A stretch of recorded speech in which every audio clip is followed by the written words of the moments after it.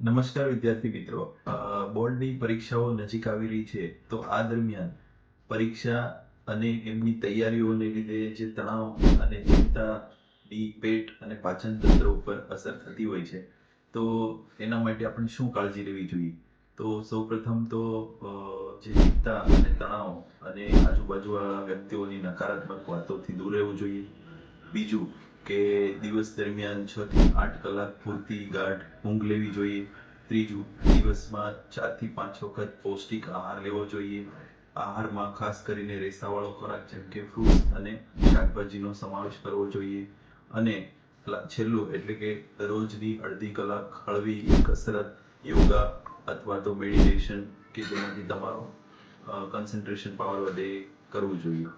સો શુભેચ્છાઓ. Thank you.